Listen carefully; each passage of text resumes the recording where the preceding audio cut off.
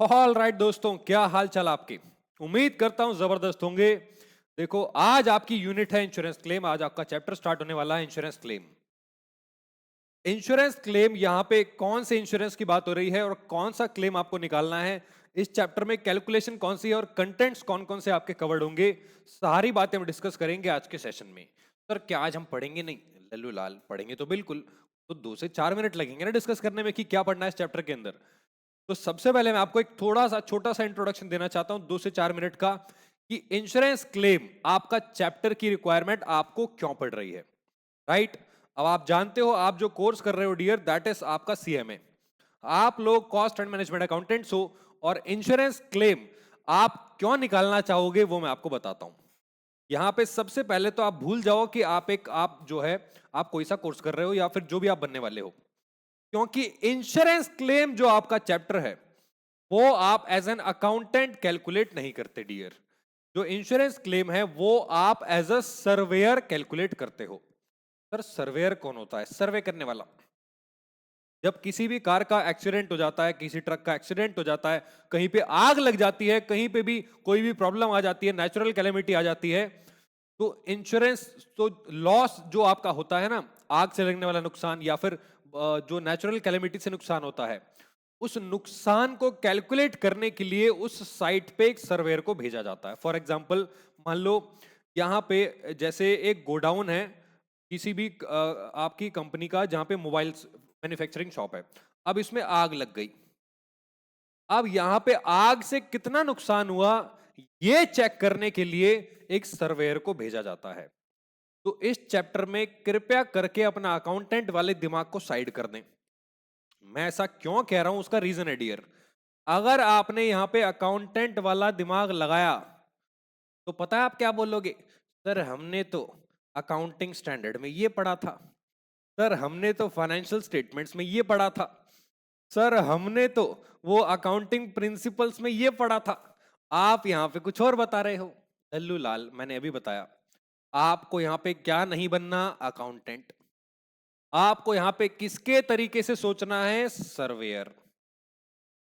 तो आप कुछ नहीं हो, आप बस एक एजेंट हो उस इंश्योरेंस कंपनी के, जिसने आपको भेजा है वहां पे नुकसान कैलकुलेट करने के लिए, ताकि ये चेक हो पाए कि नुकसान के बेस पे इंश्योरेंस कंपनी इनको कितना क्लेम देगी। और इस चैप्टर में बस कुछ नहीं निकालना, इंश्योरेंस क्लेम निकालना है। तो बस पहला माइंडसेट मैंने आपका रेडी कर दिया है। आपको किसके बेस पे सोचना है? सर्वेयर के बेसिस पे। ठीक है डियर। तो अब आ जाओ मेरे साथ, यहां पे लिखो सबसे पहले लिखो मेरे साथ छोटा सा इंट्रोडक्शन डियर। लिखो, इन दिस चैप्टर, लिखो मेरे साथ, in this chapter we have to make we have to make the calculation of the calculation of the calculation of amount of insurance claim, amount of insurance claim to be lodged, to be lodged with the insurance company, to be lodged। Sir, ये lodged का मतलब क्या होता है? मतलब जो भी claim लगाया जाएगा, to be lodged with the insurance company, with the insurance company as a surveyor. ये देखो, आखिरी में मैंने जादुई शब्द लिख दिया, एज अ सर्वेयर। सर्वेयर के तौर पे आपको उनका इंश्योरेंस क्लेम कैलकुलेट करना है लॉस के बेस पे। ठीक है। तो मैं आपको बता दूं इसका थोड़ा सा बेसिस क्या होता है डियर। जिन लोगों को इंश्योरेंस के बारे में नहीं पता, सुन लो 2 मिनट के लिए। इधर देखो, इधर देखो, हाँ सामने। 2 मिनट के लिए सुन लो। इंश्योरेंस का मतलब क्या होता है कि अगर बिजनेस के अंदर, लाइफ के अंदर, या फिर जनरली अगर आपका किसी भी तरीके का लॉस होता है, तो उस लॉस से बचने के लिए एक आपको सेफ्टी दे दी जाती है। उस सेफ्टी को या फिर उस इंडेमनिटी को आपका इंश्योरेंस कहते हैं। इंडेमनिटी क्या होता है भूल जाओ अभी। ठीक है। इंश्योरेंस कहते हैं। इस केस में कुछ कंपनीज होती हैं जिनको बोलते हैं इंश्योरेंस कंपनीज। ये आपसे क्या करती हैं, ये आपसे पीरियोडिक बेस पे आपसे प्रीमियम चार्ज करती हैं कुछ, ठीक है। और अगर आपका नुकसान होता है तो आपको एक बहुत अच्छे अमाउंट का इंश्योरेंस क्लेम ये दे देती हैं, ताकि जैसे ही नुकसान हो आपको उस टाइम पे आपको बिजनेस बंद ना करना पड़े, आप अपने बिजनेस को बचा पाओ। लाइफ लाइफ तो खैर नहीं बच सकती उसमें, तो खैर हाँ, वो घर वालों को पैसे दिए जाते हैं। जनरल केसेस में आपकी बाइक हो गया, कार हो गया, इनका भी इंश्योरेंस, बॉडी पार्ट तक का इंश्योरेंस होता है डियर। अब यहां पे आपको कौन सा इंश्योरेंस पढ़ना है मैं बताता हूं। इस चैप्टर में जो आपको इंश्योरेंस पढ़ना है वो है आपका आपका fire insurance. Normally insurance claim तो बहुत तरीके से निकाला जा सकता है, लेकिन यहां पे डियर सिर्फ इन केस ऑफ फायर आपके सिलेबस में कवर्ड है। इन केस ऑफ फायर, आग लगने से जो नुकसान होगा, उस नुकसान से जो क्लेम मिलेगा कंपनी से, वो आपको यहां पे कैलकुलेट करना है। अब इसके लिए डियर आपको पता होना चाहिए कितने टाइप्स की पॉलिसी यहां पे होती है, इंश्योरेंस पॉलिसी। तो यहां पे लिखो मेरे साथ, टाइप्स ऑफ इंश्योरेंस पॉलिसीज। कितने टाइप्स की इंश्योरेंस की पॉलिसी आप आग लगने के केस में ले सकते हो डियर। तो यहां पे पहले ना ये जो ये थोड़ा सा तंग कर रहा है मुझे, इसको हटा देता हूं डियर। हाँ अब ठीक है, ऑल राइट। तो यहां पे आपके पास कितने टाइप्स की पॉलिसी होती है डियर, दो टाइप्स की पॉलिसी होती है। लिखो यहां पे दो टाइप्स की। पहले टाइप की पॉलिसी आपका loss of stock policy, loss of stock policy. दूसरे टाइप की policy loss of profit policy. Dear यहां पे स्टॉक का मतलब एसेट्स भी हो सकता है, ठीक है, तो ये ध्यान रखना। बस हाँ, मेनली स्टॉक होता है। अब सर ये दो टाइप्स की पॉलिसी क्यों है बताता हूं डियर। जब आपके बिजनेस में आग लगती है, मैं थोड़ा सा ना यहां से गायब हो जाता हूं ताकि आपको पूरा दिखाई दे, ठीक। हाँ, तो अब मैंने आपको बताया था जब आपके बिजनेस में डियर मान लो आग लगती है, तो आग लगने से क्या होता है, सबसे पहले आपका स्टॉक बर्बाद होता है। तो स्टॉक क्यों बर्बाद होता है, क्योंकि डियर बहुत सारे बिजनेस ऐसे होते हैं, जैसे कि आपका मोबाइल फोन हो गया, या फिर आपका मान लो कॉटन का मैन्युफैक्चरिंग हो गया। कॉटन के अलावा डियर और भी हो सकता है, जैसे मान लो आपका बिजनेस है, पेपर मिल है, पेपर मिल, कागज बना रहे हो आप। तो डियर बहुत सारे बिजनेस ऐसे होते हैं जो फायर सेंसिटिव होते हैं। फायर सेंसिटिव, आग लगने का खतरा सबसे ज्यादा वहां पे रहता है। तो उस केस में आपके स्टॉक को बचाने के लिए, मतलब स्टॉक तो बच नहीं सकता, लेकिन उससे नुकसान से बचने के लिए आप एक लॉस ऑफ स्टॉक पॉलिसी यहां पे ले सकते हैं। लेकिन डियर होता क्या है कि सिर्फ स्टॉक का नुकसान झेल के, स्टॉक का नुकसान कवर करके आपका काम नहीं चलता। कभी कभार आपको क्या करना पड़ता है, आपका बिजनेस पूरे तरीके से डिस्टर्ब हो जाता है। पूरे तरीके से कैसे, जैसे मान लो आग लग गई, पेपर मिल में आग लग गई। अब 6 महीने तक फैक्ट्री बर्बाद रही, 6 महीने तक। तो भैया 6 महीने में जो प्रॉफिट आपकी फैक्ट्री कमा सकती थी वो तो गया ना। अगर ना आग लगती तो 6 महीने जो प्रॉफिट आप कमाते बहुत नॉर्मल लेवल पे, वो प्रॉफिट अब आप नहीं कमा। और उसके बाद भी डियर इस बिजनेस को बाकी दोबारा से स्टेबलाइज करने में भी टाइम लगेगा। और मजे की बात, अगर 6 महीने में आपने अपने एम्प्लॉयज को निकाल दिया, नमस्ते, बिजनेस ठप हो जाएगा। तो उनको सैलरी रेगुलर बेसिस पे आपको देनी पड़ेगी, ताकि वो पुराने एम्प्लॉयज टिके रहें। इस केस में डियर जब बिजनेस डिस्टर्ब हो जाता है कुछ शॉर्ट पीरियड ऑफ टाइम के लिए, तो वहां पे आप एक और बड़ी पॉलिसी लेते हो जिसको बोलते हैं लॉस ऑफ प्रॉफिट पॉलिसी। तो इन दोनों केसेस में डियर कैलकुलेशन अलग अलग टाइप से होती हैं, ठीक है। तो पहले हम सीखेंगे आपका लॉस ऑफ स्टॉक पॉलिसी, इसके अंदर आपको क्या कैलकुलेट करना है। तो एक काम करो, मैं आपको 1 मिनट का टाइम दे रहा हूं, 1 मिनट नहीं डियर, 10 सेकंड का। वीडियो पॉज करो, इसको जल्दी से नोट डाउन करो, फिर मैं आपको लेके चलता हूं आपकी पहली पॉलिसी पे, विच इज आपका loss of stock policy. Please note it down video pause करके, आपके पास 15 सेकंड है।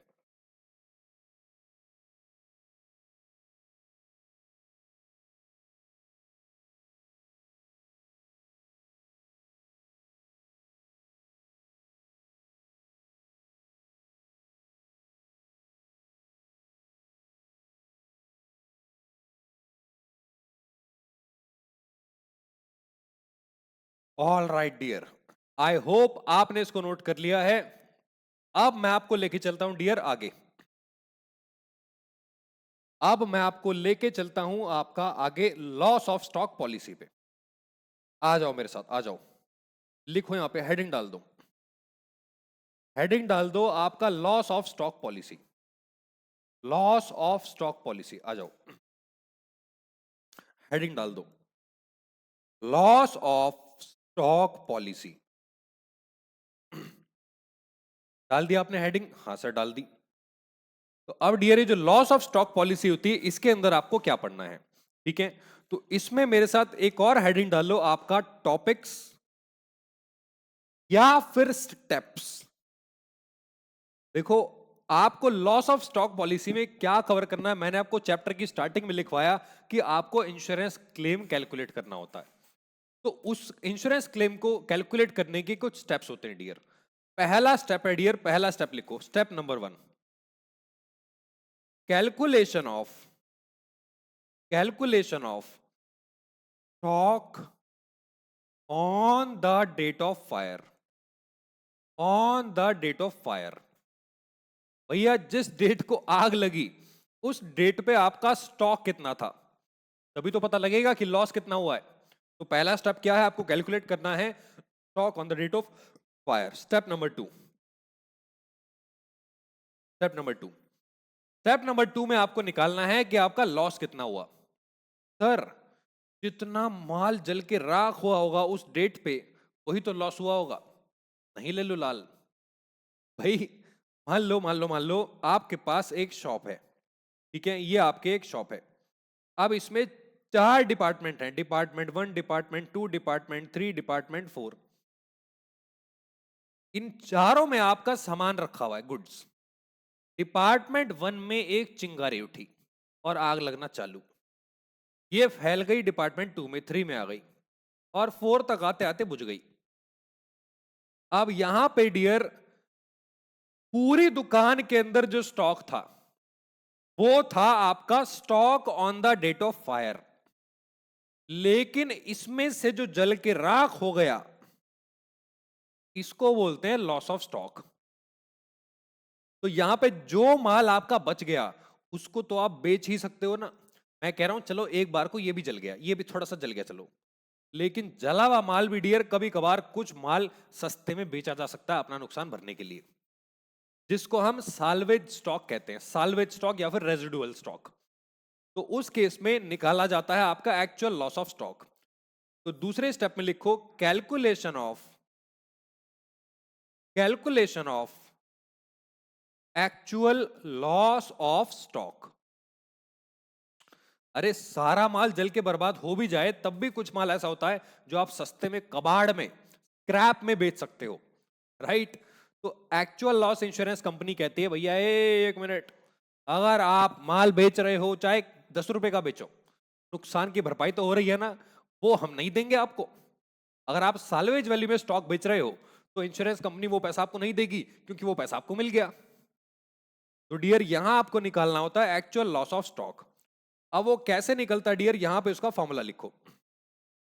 लिखो यहां पे, actual loss of stock is equal to, actual loss of stock is equal to stock on the date of fire, stock on the date of fire.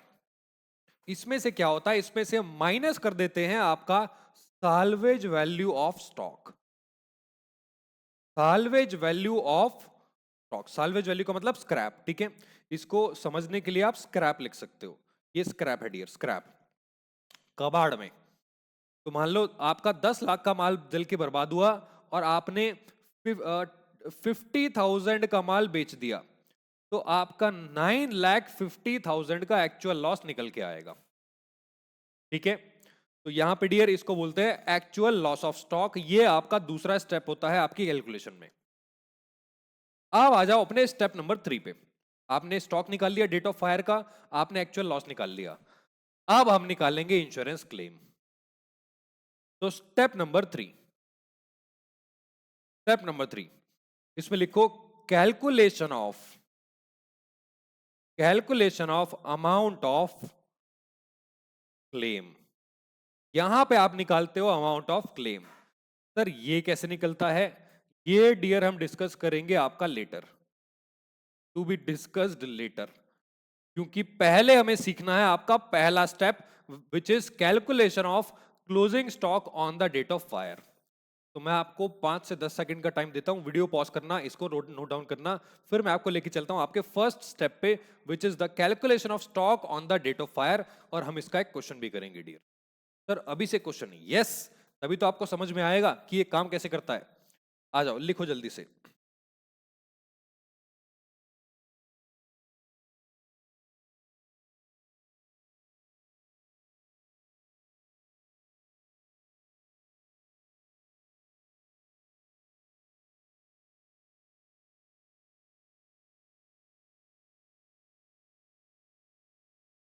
Done, I hope आपने इसको लिख लिया है डियर। अब आ जाओ मेरे साथ पहले स्टेप पे, विच इज आपका calculation of closing stock on the date of fire. Please आ जाओ स्टेप नंबर 1 पे, फिर से हेडिंग डाल लो, step number 1। Step number 1, calculation of, या रुको हेडिंग मत डालो, रुको हेडिंग मत डालो, खाली स्टेप 1 लिख दो। आप जानते हो आपका स्टॉक निकालना है आपको, ठीक है। इसमें लिखो to calculate stock on the date of fire, on the date of fire we need to prepare a raw account called memorandum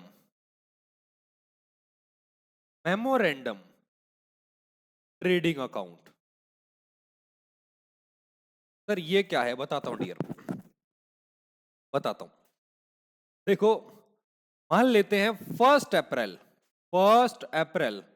2025 को आपका ईयर स्टार्ट हो रहा है, और आग लगी आपकी 30 सितंबर 2025 में, ठीक है। यहां पे आपकी आग लग गई, आग।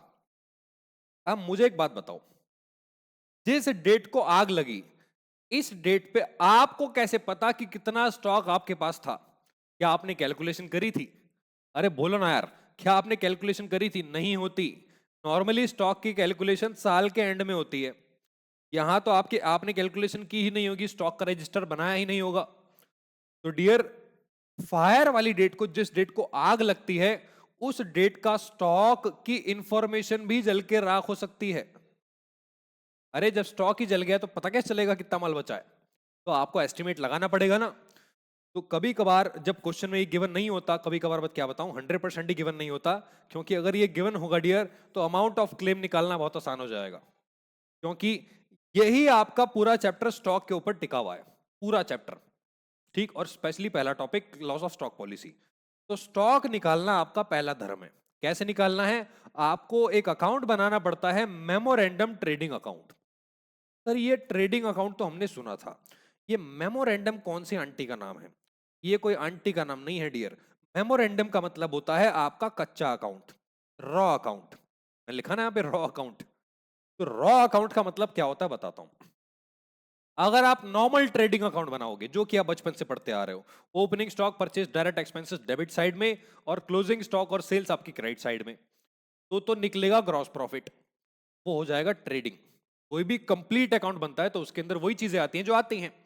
लेकिन जब आपको ये अकाउंट बनाते हो बैलेंसिंग फिगर निकालने के लिए, यानी कि उसमें से कुछ निकालने के लिए, तो उस अकाउंट को बोला जाता है मेमोरेंडम अकाउंट, ठीक। तो यहां पे डियर आप मेरे साथ पहले एक बार छोटा सा फॉर्मेट बना लो मेमोरेंडम ट्रेडिंग अकाउंट का। Trading account dear, memorandum trading account ही है। बस यहां पे आप क्या करेंगे, आप इसमें ग्रॉस प्रॉफिट ना निकाल के क्लोजिंग स्टॉक निकाल लेंगे, क्योंकि उसी से आपका फायर वाली डेट पे जो आग लगी थी, उस डेट पे जो क्लोजिंग स्टॉक था वो आपका निकल के आएगा। कैसे निकल के आएगा देखो। डेबिट साइड में डियर सबसे पहले आप लिखेंगे आपका ओपनिंग स्टॉक, जो भी आपकी साल की शुरुआत में आपको गिवन होगा, ठीक है। आपके ओपनिंग डेट पे ये आपको गिवन होगा। ये 100% केसेस में आपको गिवन होगा। सर ना गिवन हुआ तो क्वेश्चन ही नहीं आएगा एग्जाम में। हाँ मैं कह रहा हूं ना, बात मान लो बस। ठीक। हाँ दूसरा, परचेजेस। परचेजेस, डियर परचेजेस आपको गिवन होंगी ओपनिंग डेट से लेके, लिखो यहां पे from opening date till the date of fire, till the date of fire. अरे जिस साल की शुरुआत हुई थी, आग लगने तक की डेट तक की जो परचेज है डियर, वो आपको गिवन होगी। सर ना गिवन हुई तो पूछ लेंगे क्रेडिटर से कितना माल उसने खरीदा, सॉरी उसने बेचा हमें। परचेज निकाली जा सकती है अपने आपके सप्लायर से पूछ के, राइट। तो यहां पे डियर परचेजेस आपको जो है गिवन होती हैं नॉर्मली, और वैसे भी अकाउंटिंग अब डिजिटलाइज हो गई है, सारी इंफॉर्मेशन अवेलेबल होती है। इसके बाद डेबिट साइड में आते हैं आपके डायरेक्ट एक्सपेंसेस, ये भी यूजुअली आपको गिवन होते हैं। और इसके अलावा आता है यहाँ पे gross profit. Sir gross profit यहां कैसे आ जाएगा डियर, इसको डियर निकाल लेंगे, कैसे निकालेंगे भी बताता हूं। पहले क्रेडिट साइड वाला आइटम लिखो, यहां पे आपका सेल्स, ये भी सेम आपके ओपनिंग डेट से लेके till the date of fire, till the date of fire आपको गिवन होगी। ठीक है, ये till the date of fire आपको गिवन होगी। और यहां पे डियर ये जो सेल्स गिवन होगी, इसी सेल्स के दम पे आप क्या करोगे, ग्रॉस प्रॉफिट निकालोगे सेल्स में मल्टीप्लाई करके जीपी रेशियो। सर ये जीपी रेशियो क्या होता है?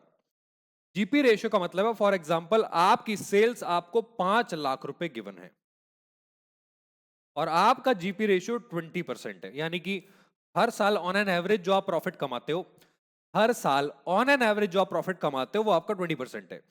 तो 5 लाख रुपए का 20% यहां पे डायरेक्टली पुट कर दिया जाएगा 1 लाख। तो डियर ओपनिंग स्टॉक आ गया, परचेज आ गई, और आपका डायरेक्ट एक्सपेंस आ गई, ग्रॉस प्रॉफिट आ गया। ग्रॉस प्रॉफिट यूजुअली निकाला जाता है मैं जानता हूं, बट यहां पे आपको क्या निकालना है, क्लोजिंग स्टॉक। तो क्लोजिंग स्टॉक बैलेंसिंग फिगर से निकालने के लिए आपको सारी चीजें ट्रेडिंग के फॉर्मेट की पुट कर देनी है। आप बचपन से फाइनल अकाउंट्स पढ़ते आ रहे हो।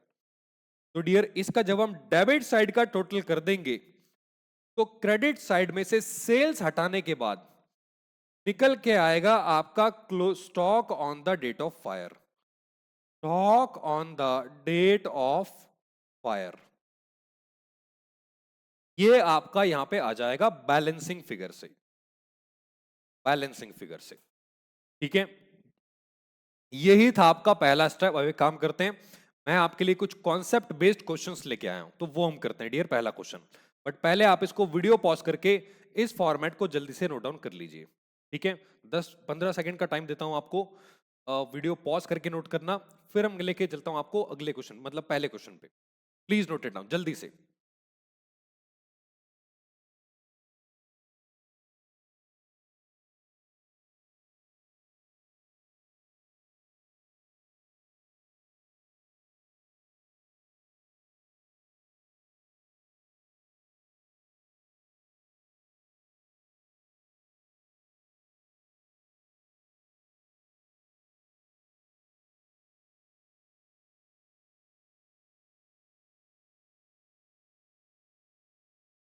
All right dear, I hope आपने इसको नोट कर लिया है। आप आ जाओ मेरे साथ आपके आपके एक क्वेश्चन पे डियर, ताकि आपको क्लैरिटी हो जाए कि पहला स्टेप आपको कैसे आपको इंप्लीमेंट करना है अपनी क्वेश्चन के अंदर। आ जाओ क्वेश्चन नंबर 1 के अंदर, कॉन्सेप्ट बेस्ड क्वेश्चन में, question number 1 concept based question में। अभी रेगुलर क्वेश्चन नहीं आया, सिर्फ कॉन्सेप्ट क्लियर करने के लिए है। हाँ जी, पहला क्वेश्चन। तो पहले क्वेश्चन में आपको दिया है ऑन 15 फरवरी 2025, 15 फरवरी 2025 को a fire occurred in the premises of a company. एक कंपनी में डियर, एक कंपनी की प्रेमाइसेस का मतलब होता है जगह, प्लेस, वहां पे आग लग गई। ठीक है, आग लग गई। अब from the following particulars ascertain the amount of claim to be lodged in case of loss of stock which insured। वो कह रहा है उस केस में आपको क्लेम का अमाउंट निकालना है। सर वो तो हमने सीखा ही नहीं निकालना, सिर्फ पहला ही स्टेप मैं हूं ना। हाँ आ जाओ, हमने पहला स्टेप सीखा है तो वही करना है आपने को। 15 फरवरी 25 को आग लगी और आपको डियर यहां पे क्या दिया हुआ है क्वेश्चन के अंदर देखते हैं। सबसे पहले स्टॉक ऑन 1 जनवरी 2025, डियर बात को समझना, ये 1 जनवरी दे रखा है, इसका मतलब ये एक कैलेंडर ईयर है। सर कैसे पता लगा? अगर तुम्हें 1 जनवरी देख के ये नहीं पता लग रहा कि ये कैलेंडर है कि फाइनेंशियल ईयर है, तो फिर आपको डॉक्टर के पास जाने की जरूरत है, साथ में साइकेट्रिस्ट के पास भी चले जाना। अगर 1 अप्रैल होता तो 1 अप्रैल 24 होता तो मैं मानता ना इसको फाइनेंशियल ईयर। हाँ सर समझ गए। तो 1 अप्रैल को आपको 5 लाख का स्टॉक दिया, ओपनिंग स्टॉक, ठीक। परचेजेस दी हैं आपको 1 जनवरी 25 से to the date of fire. Wages दी हैं, वेजेस एक डायरेक्ट एक्सपेंस होता है। मैन्युफैक्चरिंग एक्सपेंस दिया है, ये भी आपका एक डायरेक्ट एक्सपेंस होता है। मैन्युफैक्चरिंग का मतलब प्रोडक्शन एक्सपेंस। सेल्स दी है 1 जनवरी 25 से to the date of fire, sales भी आपको दी है डियर। और ग्रॉस प्रॉफिट रेशियो आपको दिया है 25%। स्टॉक साल्वेज वाज 49,500, इसका काम बाद में है, अभी नहीं है। तो आ जाओ मेरे साथ जल्दी से बनाओ एक memorandum trading account. Question number 1, question लिखो यहां पे, अरे लिखो ना यार। आपका क्वेश्चन नंबर 1 है memorandum, memorandum trading account, trading account, ठीक है। Memorandum trading account from 1 January 2025 to 15th Feb 2025, ठीक है। फॉर्मेट बना लो जल्दी से, ये आ गया आपका फॉर्मेट, ठीक है। पर्टिकुलर्स एंड आपका अमाउंट, पर्टिकुलर्स एंड आपका amount, particulars amount. All right dear, सबसे पहले यहां पे लिखेंगे हम टू आपका opening stock, to opening stock. जो ओपनिंग स्टॉक है 1 जनवरी को, वो आपको गिवन है यहां पे आपका 5 लाख रुपए, ठीक है। 5 लाख रुपए, 5 lakh rupees.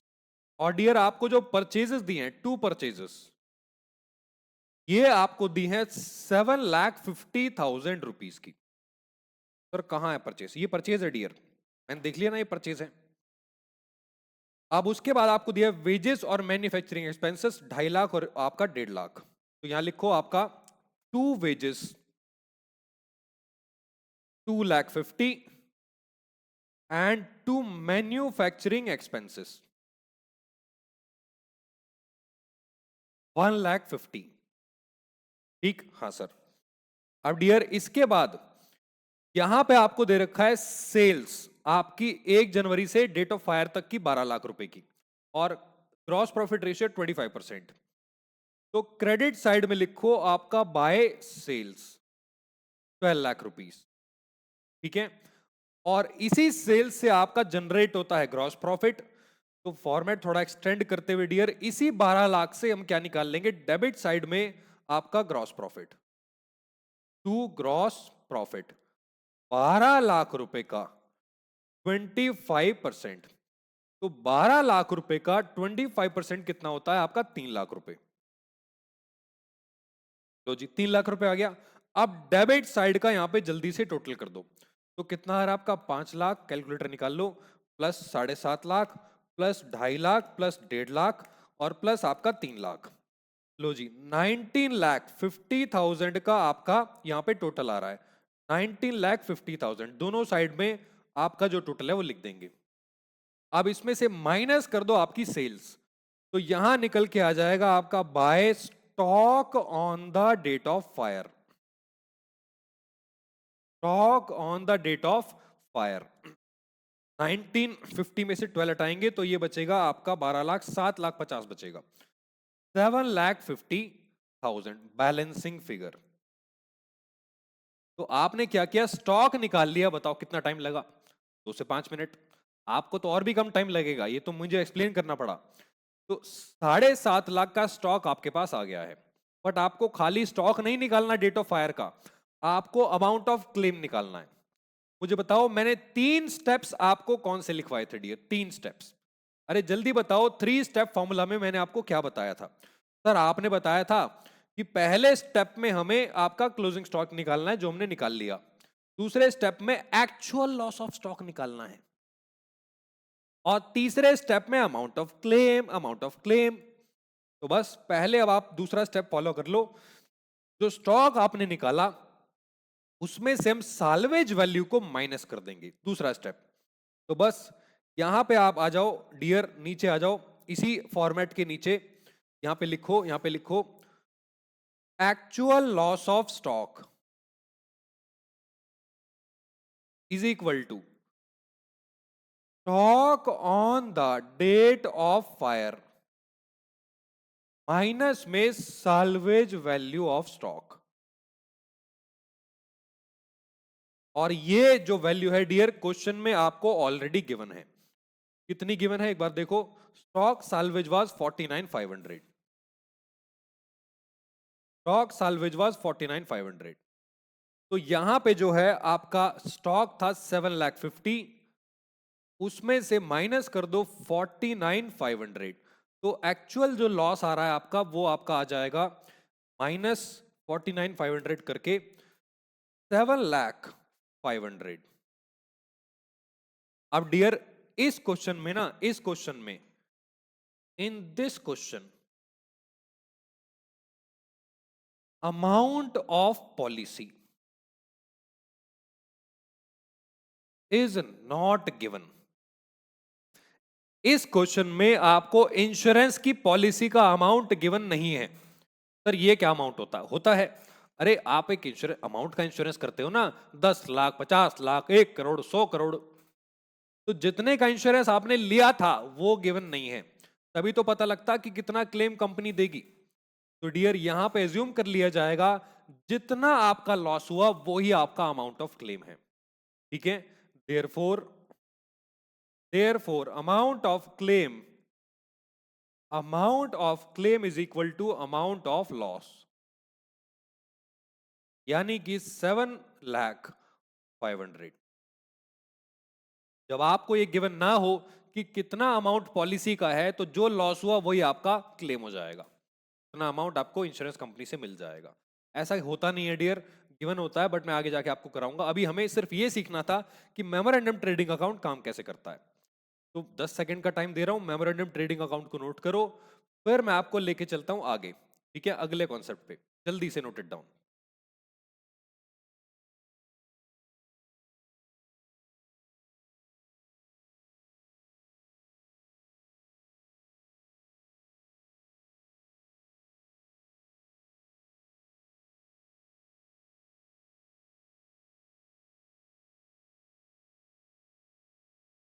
All right dear, I hope आपने इसको नोट कर लिया है, आई होप आपने इसको नोट कर लिया है। अब एक बार ये वाला पार्ट भी नोट कर लो, नीचे वाला। ठीक है, ये वाला पार्ट जल्दी से।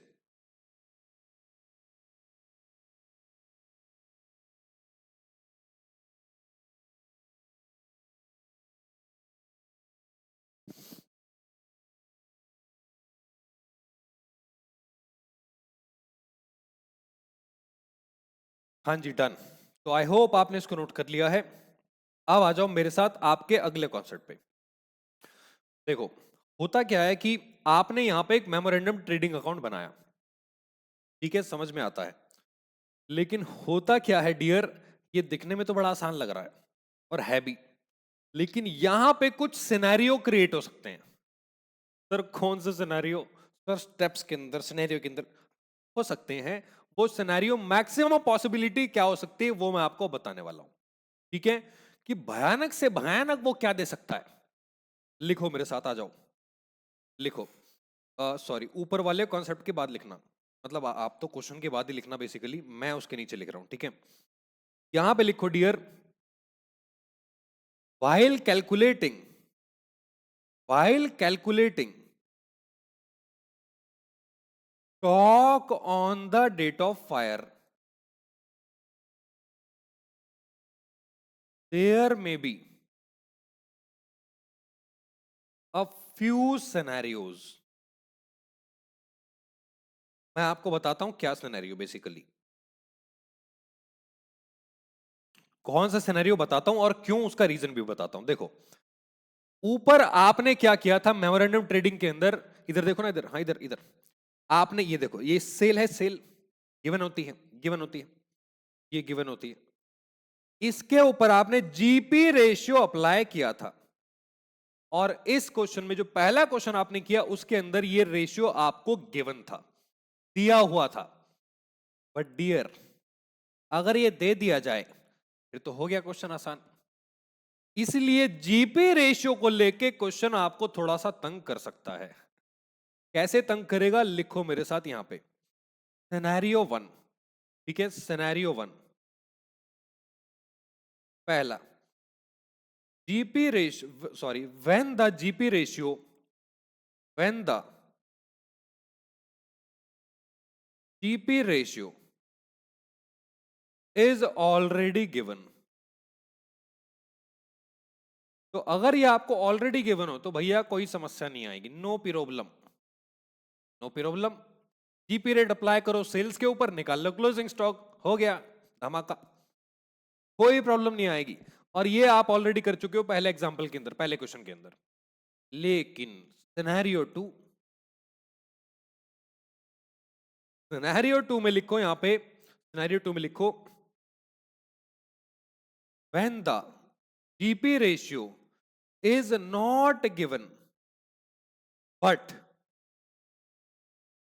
the details of but the details of sorry details regarding but the details regarding sales and purchase,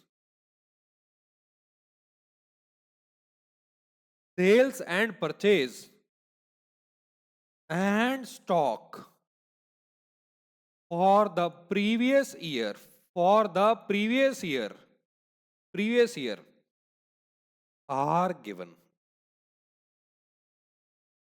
आपको क्वेश्चन से जीपी रेशियो गायब करके दे देगा, बोलता है ही नहीं जीपी रेशियो, निकाल लो अपने आप। अपने आप कैसे निकाल ले? तो अपने आप निकालने के लिए आपको डिटेल्स देगा, कौन सी, पिछले साल की।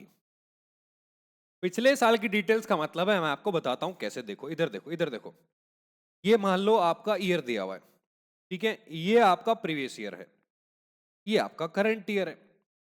तो करंट ईयर में ये आपकी ओपनिंग डेट है और आपकी इस डेट को आग लग गई, फायर। तो अभी जो आपको डिटेल्स गिवन होती थी, आपने जो क्वेश्चन किया मेमोरेंडम ट्रेडिंग वाला, उसमें ओपनिंग से लेके डेट ऑफ फायर तक की डिटेल्स गिवन होती थी और जीपी रेशियो भी गिवन होता था। लेकिन अब आपको क्या दे रखा, ये रेशियो नहीं दे रखा, लेकिन प्रीवियस ईयर की सारी डिटेल्स आपके पास मौजूद है। आपका ओपनिंग स्टॉक भी है, क्लोजिंग स्टॉक भी है, परचेज भी है, और आपके पास सेल्स भी है और डायरेक्ट एक्सपेंस भी है। तो भैया वहां आपको क्या करना पड़ेगा, पिछले साल की इंफॉर्मेशन को यूज करके आपको प्रीवियस ईयर का ट्रेडिंग अकाउंट बनाना पड़ेगा और वहां से ग्रॉस प्रॉफिट निकालना पड़ेगा। सर लेकिन रेशियो तो तभी नहीं आएगा, आ जाएगा। लिखो मेरे साथ यहाँ पे, अभी बनवा रहा हूं ना, बनवा रहा हूं, लिखो मेरे साथ। हाँ, लिखो यहाँ पे, लिखो इसके अंदर, लिखो इसके अंदर, लिखो इसमें आपको क्या करना है, prepare trading account, prepare trading account for the previous year and ascertain the gross profit. आप क्या करो, पिछले साल का ट्रेडिंग अकाउंट बना लो और उसमें से ग्रॉस प्रॉफिट निकाल लो, ठीक, डिटेल सारी गिवन होंगी, डिटेल सारी गिवन होंगी। और फिर आप क्या करो, आप निकालो calculate GP ratio, calculate GP ratio as follows. भाई पिछले साल की सारी डिटेल गिवन है, तो आपको ट्रेडिंग अकाउंट बना के, जैसे मान लो ट्रेडिंग अकाउंट में क्या क्या होता है, opening stock, purchase, direct expenses, यहां आपकी सेल आ जाएगी, क्लोजिंग स्टॉक। अरे जो ओपनिंग करंट ईयर का ओपनिंग स्टॉक है वही तो पिछले साल का क्लोजिंग हो जाएगा, तो ये आपको गिवन होता है। तो यहां से आप क्या करो, जीपी निकाल लो। अब जीपी निकाल लिया तो आप रेशियो कैसे निकालोगे जीपी का डियर, बहुत सिंपल है dear, GP ratio is equal to, बस आपको परसेंटेज निकालनी है कि सेल्स के ऊपर कितना ग्रॉस प्रॉफिट आपने कमाया। तो GP of previous year, gross profit of previous year, मैं थोड़ा गायब हो रहा हूं यहां पे, gross profit of previous year, ठीक है, divided by net sales of previous year into में 100। तो आपको ये फॉर्मूला लगा के जीपी अपॉन में नेट सेल इंटू 100 कर देना है और आपको जीपी रेशियो निकाल लेना है, ठीक है। आपको जो है जीपी रेशियो निकाल लेना है और जैसे आप जीपी रेशियो निकाल लेंगे, आप जानते हो क्वेश्चन फिर से सेम हो जाएगा। बस मेमोरेंडम ट्रेडिंग का अकाउंट बनाओ और फिर से आपका वो निकाल लो करंट ईयर का क्लोजिंग स्टॉक जो कि फायर की डेट पे था। तो वीडियो पॉज करके ये वाला स्टेप एक बार नोट डाउन कर लो dear, please note it down, ठीक है। फिर मैं आपको एक और सिनेरियो लिखवाता हूं, आखिरी सिनेरियो, लास्ट प्रॉब्लम आपके क्वेश्चन में क्या आ सकती है, और फिर हम एक और क्वेश्चन करेंगे और क्लैरिटी के लिए। कॉन्सेप्ट बेस्ड क्वेश्चन है अभी भी, ठीक है। प्लीज नोट इट डाउन जल्दी से।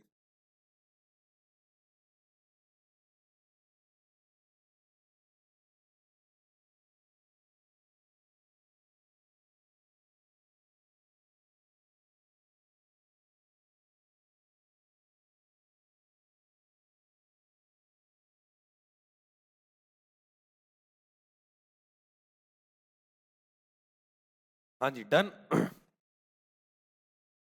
आई होप आपने जो है इसको नोट कर लिया है dear, I hope you have noted it down. अब आ जाओ मेरे साथ थर्ड सिनेरियो पे, लिखो मेरे साथ सिनेरियो 3, लिखो सिनेरियो 3। बस ये लास्ट सिनेरियो है, फिर हम एक और क्वेश्चन करेंगे। सिनेरियो नंबर 3, इसमें अब देखो पिछले साल की डिटेल आपको गिवन थी बट अब नहीं होंगी, अब पिछले बहुत सारे साल की डिटेल आपको गिवन होंगी। तो यहां पे लिखो डिटेल्स, यहां पे लिखो details regarding previous few years, previous few years may be given, may be given। पिछले कुछ साल की डिटेल्स आपको गिवन होंगी। अब इस केस में आपको क्या करना है, इस केस में डियर लिखो prepare columnar trading account, trading account, columnar trading account and calculate GP for each year. Gross profit निकालो हर साल के लिए। सर ये कॉलमर ट्रेडिंग अकाउंट क्या होता है? ऐसा होता है डियर, देखो ऐसा होता है कॉलमर ट्रेडिंग अकाउंट, ये कुछ ऐसा होता है, ऐसा। आपको क्या होगा, बहुत सारे ईयर्स की इंफॉर्मेशन गिवन होगी, 3-4 साल की। तो ईयर 1, ईयर 2, ईयर 3, अमाउंट के यहां पे क्या होगा, 2-3-4 कॉलम आ जाएंगे, ठीक है। ऐसे यहां पे ईयर 1, ईयर 2 और ईयर आपका 3।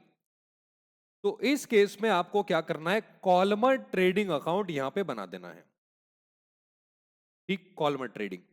और यहां पे डियर आपकी वही सेम इंफॉर्मेशन आएगी, आपका ओपनिंग स्टॉक और फिर से आपकी परचेज और आपका डायरेक्ट एक्सपेंस, और यहां पे आ जाएगी आपकी सेल्स और आपका क्लोजिंग स्टॉक।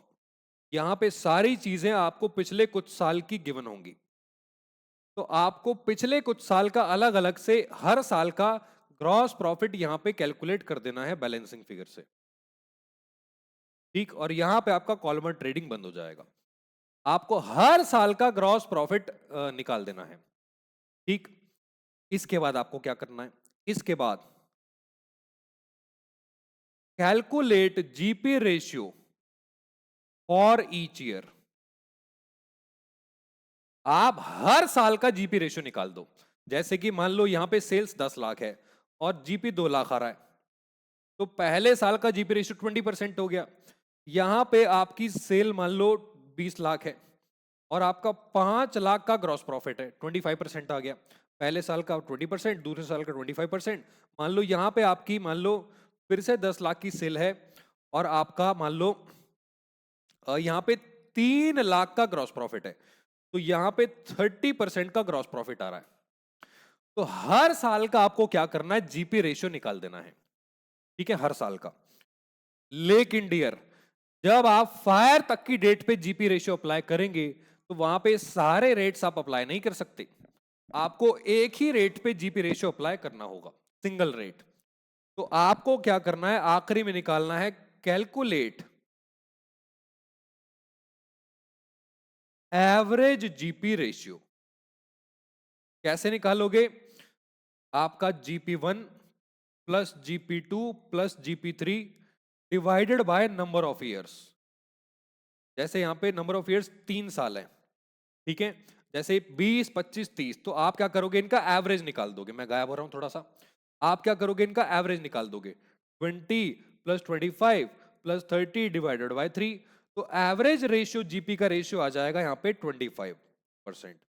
ये आपको अप्लाई कर देना है मेमोरेंडम ट्रेडिंग अकाउंट पे, अगर आपको जीपी रेशियो ना गिवन हुआ। तो डियर, ये था आपका आखिरी सिनेरियो। अब इसी पे बेस्ड हम एक क्वेश्चन करने वाले हैं। पहले वीडियो पॉज करके इसको आप प्लीज पूरा नोट डाउन कर लीजिए, ठीक है? फिर मैं आपको लेके चलता हूं आगे क्वेश्चन के ऊपर। दूसरा concept based question, please note it down जल्दी से।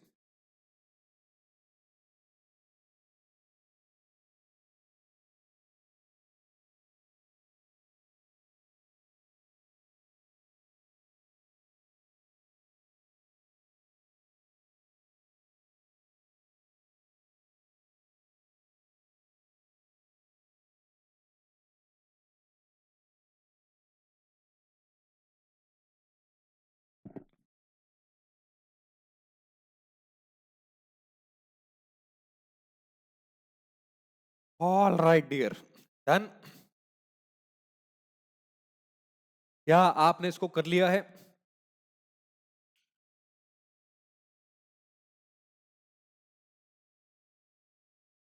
हाँ जी डियर, आई होप आपने इसको नोट कर लिया है। अब आ जाओ मेरे साथ अगले क्वेश्चन पे। Next question, question number 2। आ जाओ मेरे साथ क्वेश्चन नंबर 2 पे डियर। अभी भी कॉन्सेप्ट बेस्ड क्वेश्चन ही चल रहे हैं, ठीक है, कॉन्सेप्ट क्लैरिटी के लिए। तो क्वेश्चन नंबर 2 में देखते हैं आपको क्या दिया है। क्वेश्चन नंबर 2 में, question number 2, fire occurred in the premises of Popat Lal on 10th मार्च 2026। पोपट लाल की भैया बिजनेस में आग लग गई। 10 मार्च 2026 को आग लगी है, ठीक है। in order to make a claim on in order to make a claim on the fire policies, fire policy में डियर क्लेम करने के लिए in respect of stock they ask your advice. हाँ सर, हाँ कैमरे में बिल्कुल आपने बस दिखाई दिया था उंगली। देखो, आपकी एडवाइस का मतलब आप कौन हो? Surveyor. You are surveyor of the insurance company, जो चेक करोगे जाके कितना माल बर्बाद हुआ। And you are able to obtain the following information. आपको वहां से ये इंफॉर्मेशन मिली। देखो, पिछले कुछ सालों का आपको दे रखा है ओपनिंग स्टॉक 23, 24, 25, 26। डियर ध्यान देना, जो आपका आग लगी है, आग जो आपकी लगी है वो आपकी 10 मार्च 26 को लगी है। तो देखो 25, 26 में तो आग लगी भाई। 31 मार्च 26 को साल खत्म हो रहा है ना, और इससे 20 दिन पहले यानी कि 10 मार्च को आग लगी है। तो ये वाला साल तो आपकी फायर वाला ईयर हो गया, आग लगने वाला साल। डेट को जिस ईयर में, फाइनेंशियल ईयर में आग लगी, इससे प्रीवियस 3 साल जो आपको दे रखे हैं ये आपके प्रीवियस ईयर्स हैं। सर कैसे प्रूव कर सकते हो आप, मुझे बताओ। ये देखो आपके सामने ओपनिंग स्टॉक गिवन है, हाँ। परचेज लेस रिटर्न्स गिवन है, हाँ। सेल्स लेस रिटर्न्स गिवन है, हाँ। वेजेस गिवन है, हाँ। क्लोजिंग स्टॉक आखिरी साल का गिवन नहीं है। अरे बताओ ना यार, क्लोजिंग स्टॉक तो आपको निकालना ही होता है, वो आपको गिवन नहीं है। क्यों गिवन नहीं है?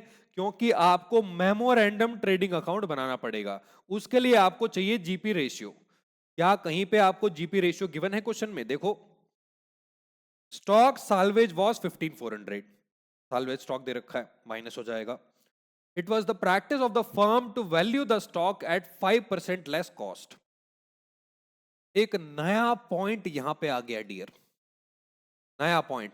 ये एक एडजस्टमेंट है आपकी स्टॉक के अंदर। क्या है अभी बताता हूं, पहले आप ये चेक करो जीपी रेशियो गिवन है कि नहीं। Determine the amount of claim to be recovered from the insurance company. आपको क्लेम निकालना है भैया, जीपी रेशियो नहीं दे रखा। तो ये सिनेरियो 3 है डियर। जब मैंने आपको बताया था पिछले कुछ सालों की इंफॉर्मेशन आपको गिवन हो, तो आपको एक कॉलमर ट्रेडिंग अकाउंट बनाना है, बट उससे पहले एक पॉइंट का मीनिंग मैं आपको समझा देता हूं। ये कह रहा है it was the practice of the firm to value the stock at 5% less cost. लिखो मेरे साथ यहां पे मेरे साथ लिखो क्वेश्चन नंबर 2 से पहले एक नोट। अरे लिखो ना यार, क्वेश्चन नंबर 2 से पहले एक note.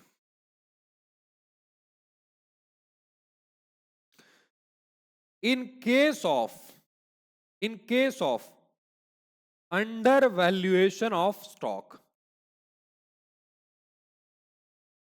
Under valuation of stock, जब, अरे ये क्या हो गया, कट गया गलती से। जब स्टॉक को अंडर वैल्यू रखा जाता है डियर, अंडर वैल्यू करने का मतलब है, क्वेश्चन में लिखा था आप जानते हो कि जो कंपनी है ना, कंपनी, चल क्यों नहीं रहा पेन, हाँ चल गया।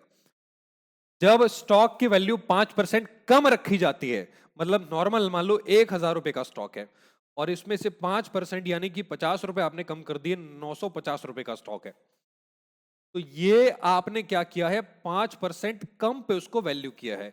इसका मतलब जो स्टॉक की वैल्यू गिवन है वो आपको 95% गिवन है। आपको क्या करना है डियर, स्टॉक को नॉर्मलाइज करना होता है, यानी कि 100% में कन्वर्ट। क्या मतलब बताता हूं। Normalised value of stock, normalised value of stock is equal to amount of stock,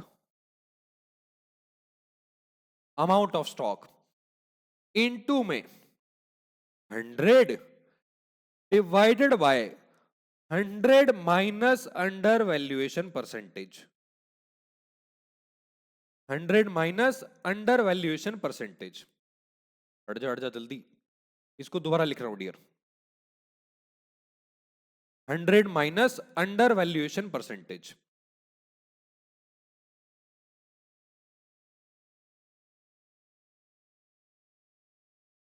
अगर मेरी कंपनी की पॉलिसी है कि मैं 5% कम पे अपने स्टॉक को दिखाता हूं, मतलब 100 की जगह 95 दिखा रहा हूं, तो गलत है ना।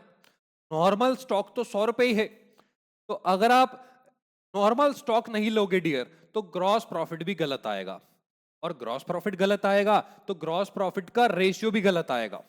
तो आपको opening stock, purchase, direct expense, sales, जितनी भी चीजें हैं डियर, वो नॉर्मल वैल्यू पे लेनी होती है। ठीक है, यहां पे एक और नोट लिखो मेरे साथ। We always calculate, we always calculate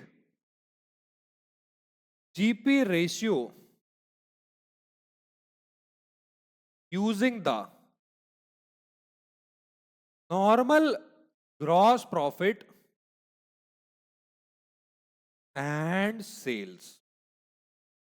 ठीक है, तो आपको अगर अंडर वैल्यूएशन दिया है, स्टॉक अंडर वैल्यूड है, कम आंक रखा है, तो उसको आपको 100% में कन्वर्ट करना पड़ेगा। जैसे वहां पे जो भी स्टॉक गिवन है उसको आपको क्या करना है, मान लो यहाँ जैसे यहाँ पे 950 गिवन है, तो 950 इंटू में 100 अपॉन में 95। सर ये 95 कैसे आया, क्योंकि 100 में से 5% आपने उसको कम आंक रखा है, तो उसको 100% में कन्वर्ट करने के लिए आपको 100 से मल्टीप्लाई करना है और 95 से डिवाइड करना है। ये देखो, ये फिर से आपका 1000 बन जाएगा नॉर्मल स्टॉक। ठीक है, हाँ सर।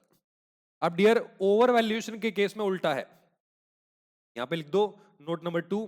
ये नोट नंबर 1 था, नोट नंबर 2 में लिखो in case of over valuation,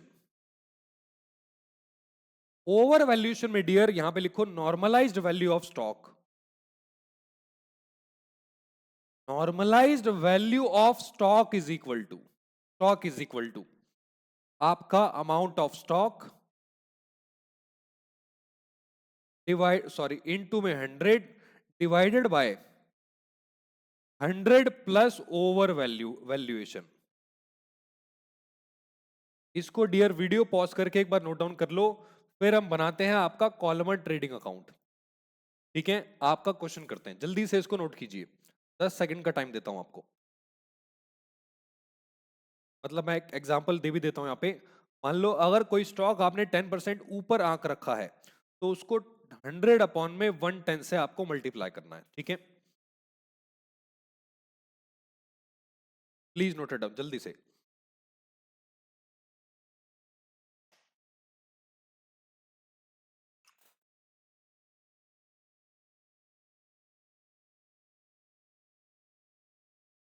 done. I hope आपने इसको नोट कर लिया है डियर। अब आ जाओ मेरे साथ आपके कॉलमर ट्रेडिंग अकाउंट पे। कॉलमर ट्रेडिंग अकाउंट देखो बनाते हैं यहां पे आपका columnar trading account format. Question number आपका 2 है और यहां पे हम बना रहे हैं आपका columnar trading account. Year check कर लो एक बार कौन कौन से ईयर है। ईयर में आपको डियर यहां पे दे रखे थे ईयर 23, 24, 25 और ये आपके 31 मार्च के दे रखे होंगे। तो 1 अप्रैल 22 से लेके 31 मार्च 25। फ्रॉम 1 अप्रैल 22, फ्रॉम 1 अप्रैल 2022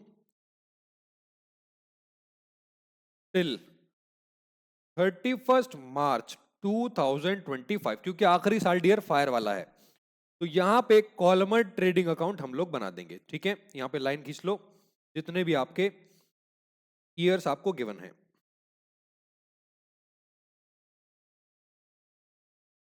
यहां आ जाएगा आपका 2023, 2024 और 2025।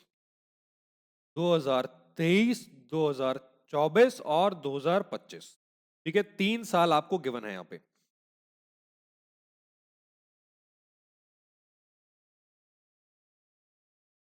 ठीक है, जल्दी से यहां पे लाइनें खींच दो।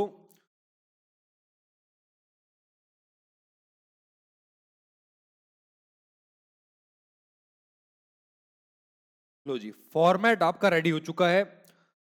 अब हम शुरू करते हैं यहां पे आपका क्वेश्चन। तो सबसे पहले सारी वैल्यूज ना ऑटोमेटिकली लिख दो यहां पे। ओपनिंग स्टॉक, ठीक है, ओपनिंग स्टॉक। उसके बाद आपका परचेज, ये भी गिवन है। इसके अलावा मैन्युफैक्चरिंग एंड वेजेस आपको गिवन थी। मैन्युफैक्चरिंग एंड आपकी वेजेस, मैन्युफैक्चरिंग एक्सपेंस और वेजेस आपको गिवन थी। क्रेडिट साइड में आपकी सेल्स आ जाएगी और फिर आपका क्लोजिंग स्टॉक आ जाएगा। बस यहां पे डियर ध्यान रखना, ये आपको कैलकुलेट करना पड़ेगा। यहां पे आप वो वैल्यू नहीं लिख सकते जो आपको गिवन है, आपको नॉर्मलाइज करना है उसको। ठीक है, अब वैल्यू देखते हैं आपको सारी क्या क्या गिवन है जल्दी से।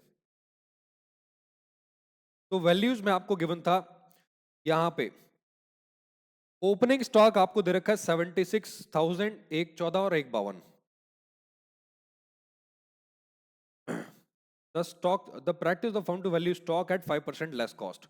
डियर, स्टॉक को आपको करेक्ट करना है तो यहां पे आपको 76,000 को पहले 95 से डिवाइड करना है और 100 से आपको मल्टीप्लाई करना है। अरे आप कैलकुलेटर पे करो ना यार, इंटू 100 डिवाइडेड बाय 95।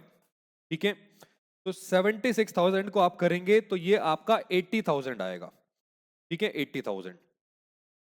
दूसरा करेंगे 1,14,000 इंटू में 100 डिवाइड बाय 95, तो ये 1,20,000 आएगा। ठीक है, एक 80, एक 20 और एक 52 को करेंगे इंटू 100 डिवाइड बाय 95, तो ये 1,60 आएगा। तो ये आ रहा है 80, एक 20 और एक 60। लो जी, डाल दो यहां पे वैल्यू 80, 120 एंड 1,60,000। ठीक है, ये आ गया ओपनिंग स्टॉक।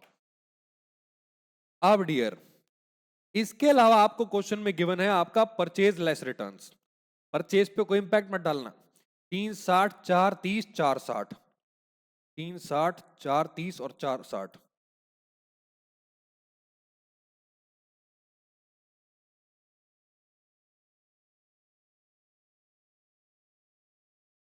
लो जी, परचेज यहां पे आपकी आ गई। अब इसके बाद आपको क्वेश्चन में गिवन था आपका मैन्युफैक्चरिंग वेजेस और आपके एक्सपेंसेस 1,50,000, एक 91 और एक 40।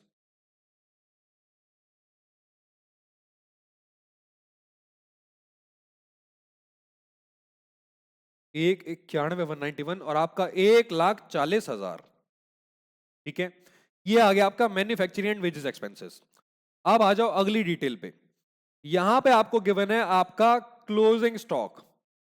तो देखो क्लोजिंग स्टॉक, अब देखो ये ओपनिंग क्लोजिंग सेम ही तो होता है। अरे लल्लू लाल, इस साल का जो क्लोजिंग होगा वही तो अगले साल का ओपनिंग होगा। तो भैया इसका क्लोजिंग तो हो जाएगा 1.20, इसका क्लोजिंग हो जाएगा 1.60, और 76 को हम अच्छा ये 76 ही है तो ये 80 हो जाएगा डियर। लो जी आ गया 1.20, 1.60 और आपका फिर से 80। ठीक है सेम हो जाएगा 1.20, क्योंकि इस साल का जो ओपनिंग है वो पिछले साल का क्लोजिंग रहा होगा, तो हम ऑलरेडी उसको कन्वर्ट कर चुके हैं, नॉर्मलाइज कर चुके हैं। 120, 160 और इसका क्लोजिंग स्टॉक आपको 76 दिया है, तो उसको आप कन्वर्ट करेंगे तो 80,000 फिर से वही आ जाएगा। ठीक है अब डाल दो डियर सेल्स। सेल्स आपको गिवन है यहाँ पे 560, 7 लाख और आपकी 8 लाख, 7, 8 और पहला आपका 560 है।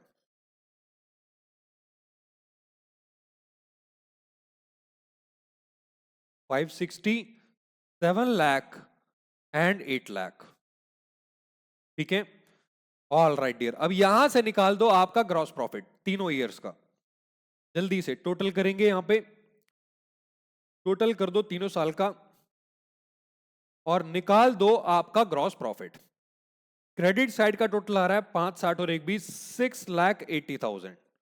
इसका टोटल आएगा 8,60,000 और इसका टोटल आएगा 8,80,000। तो टोटल सेम लिख दिया जाएगा यहाँ पे 680, 8,60,000 और 8,80,000। अब इसमें से माइनस कर दो आपके तीनों डेबिट वाले आइटम, 680 माइनस आपका 80 माइनस 360 और माइनस 150, तो ये आ रहा है आपका 90,000 का ग्रॉस प्रॉफिट।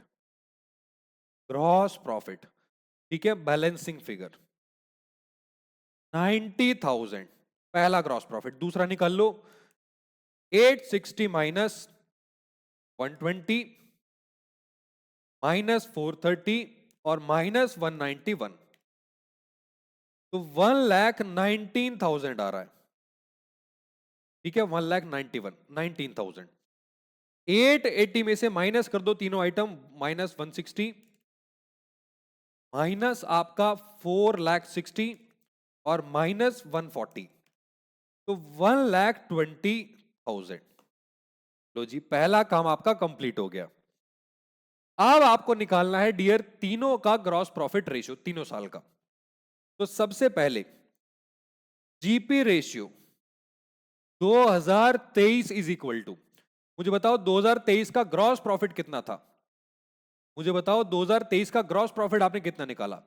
सर 2023 का जो ग्रॉस प्रॉफिट है दैट इज 90,000, तो यहां पे 90, यहां पे आपका 90 डिवाइडेड बाय सेल्स 560, 560 इनटू में 100, बताओ कितना परसेंट आ रहा है। 90 डिवाइड बाय 560 आपका परसेंटेज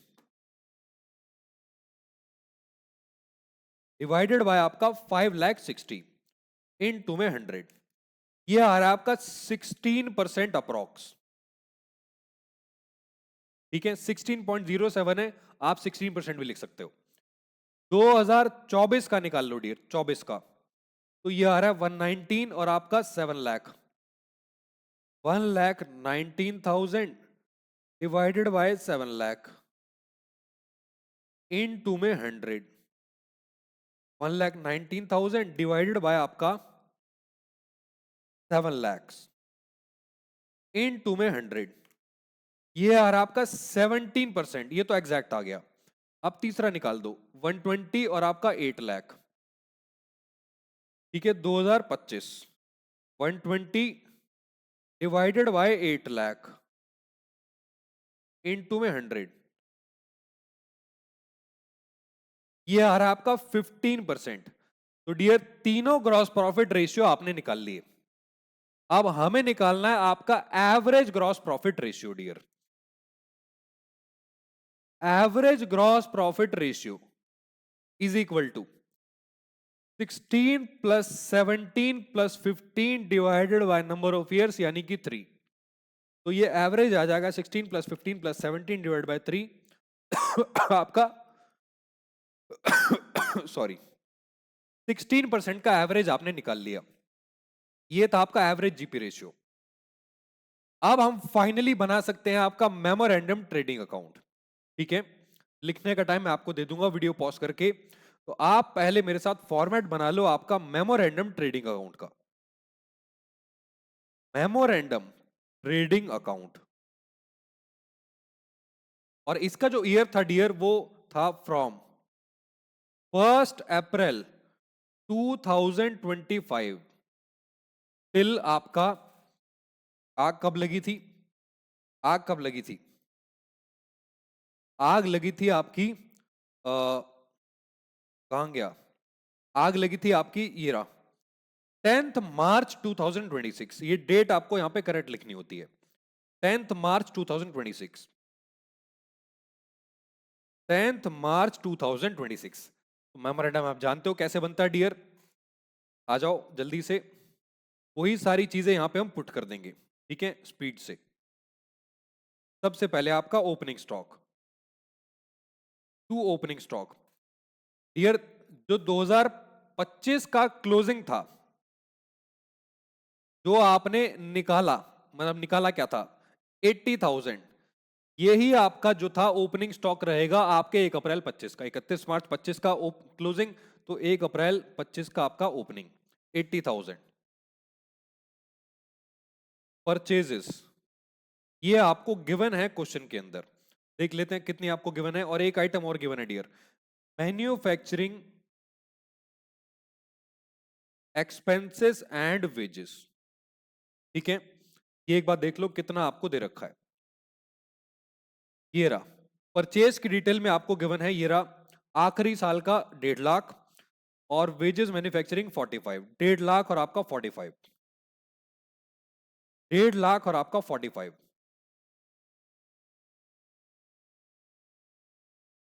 और 45, और क्रेडिट साइड में आ जाएगी आपकी सेल्स, ये भी आपको गिवन है, और यहां से निकल आएगा आपका जीपी, ऑन एन एवरेज 16% ऊपर आ रहा था।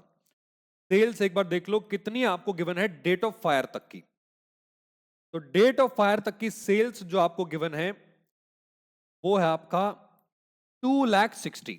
ठीक है, 2,60,000, 2,60,000, तो आ जाओ 2,60,000 यहां पे पुट कर दो, और इसका 16% आ जाएगा आपका जीपी इंटू 16%। आपने ऊपर एवरेज निकाला था डियर, एवरेज, यही एवरेज यहां पे पुट कर दिया जाएगा जीपी रेशियो में।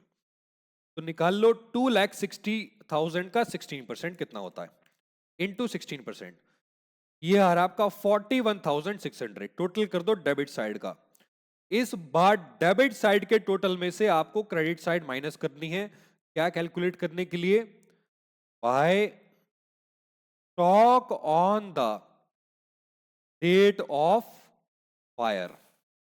ठीक है, तो डेबिट साइड का टोटल करो 41,600 प्लस 45,000 प्लस 150 और प्लस आपका 80, तो ये निकल के आ रहा है 3,11,660,000, तो 3,16,600, इसमें से 2,60,000 माइनस कर दो, ये निकल के आ रहा है डियर 56,600 रुपए का स्टॉक, 56,600 का स्टॉक। अब डियर इस 56,600 के स्टॉक में से यहां पे नीचे लिखो stock on the date of fire, आपने कितना निकाला 56,600, इसमें से मैं माइनस कर दूंगा salvage value of stock, salvage value of stock.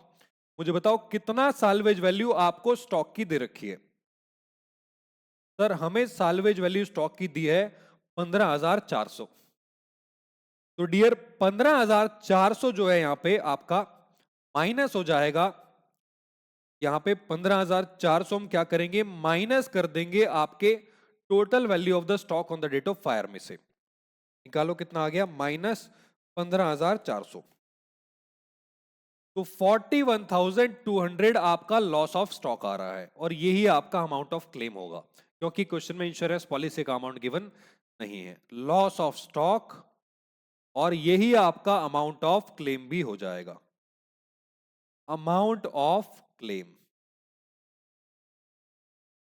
Amount of claim, यही आपका आंसर है डियर। लो जी, डन। ये था आपका एक छोटा सा कॉन्सेप्ट बेस्ड क्वेश्चन। सर छोटा सा कहां था, इतना बड़ा सा है तो। अरे था तो वही छोटा सा। तो अब मैं आपको टाइम दे रहा हूं डियर, 10 सेकंड दूंगा सिर्फ। आप बस ये नोट्स तो आपने लिख लिए होंगे, ठीक है। हाँ, अब आप पहले क्या करो, यहाँ पे कॉलमर ट्रेडिंग अकाउंट बना लो, फिर मैं आपको बाकी चीजों को लिखने का टाइम दे दूंगा। प्लीज नोट इट डाउन जल्दी से।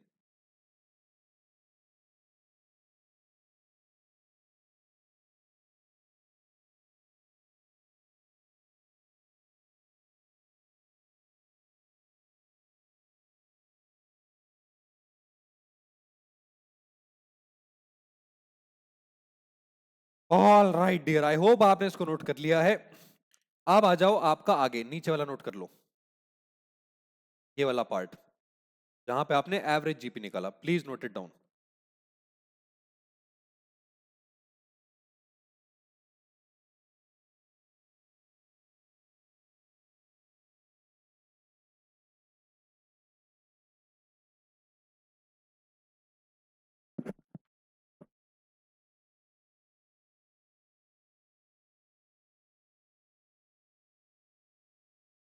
All right dear, I hope आपने इसको नोट कर लिया है।